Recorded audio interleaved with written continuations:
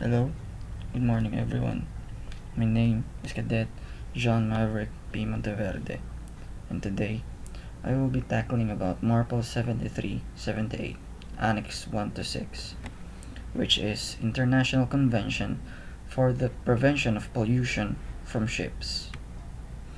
The International Convention for the Prevention of Pollution from Ships is the main international convention covering prevention of pollution of the marine environment by ships from operational or accidental causes.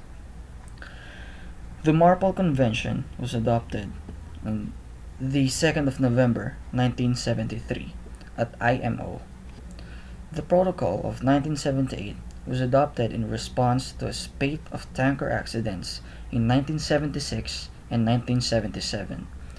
As the 1973 MARPOL Convention had not yet entered into force, the 1978 MARPOL Protocol absorbed the parent convention.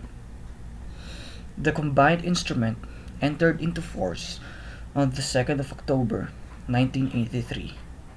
In 1997, a protocol was adopted to amend the convention and a new Annex 6 was added, which entered into force on 19 May 2005. MARPOL has been updated by amendments through the years. Starting from Annex 1, which is Regulations for the Prevention of Pollution by Oil, entered into force 2nd of October 1983. This annex covers prevention of pollution by oil from operational measures as well as from accidental discharges. The 1992 amendments to Annex 1 made it mandatory for new oil tankers to have double hulls and brought in a phase in schedule for existing tankers to fit double hulls, which was subsequently revised in 2001 and 2003. Annex 2, Regulations for the Control of Pollution by Noxious Liquid Substances in Bulk, entered into force 2nd of October 1983. Details the discharge criteria and measures for the control of pollution by noxious liquid substances carried in bulk. Some 250 substances were evaluated and included in the list appended to the convention. The discharge of their residues is allowed only to reception facilities until certain concentrations and conditions, which vary with the category of substances, are complied with. Annex 3, Prevention of Pollution by Harmful Substances carried by sea in packaged form, entered into force 1st of July 1992. Contains general requirements for the issuing of detailed standards on packing, marking, labeling, documentation, stowage, quantity limitations, exceptions, and notifications. For the purpose of this annex, harmful substances are those substances which are identified as marine pollutants in the International Maritime Dangerous Goods Code, or IMDG Code, or which meet the criteria in the appendix of Annex 3.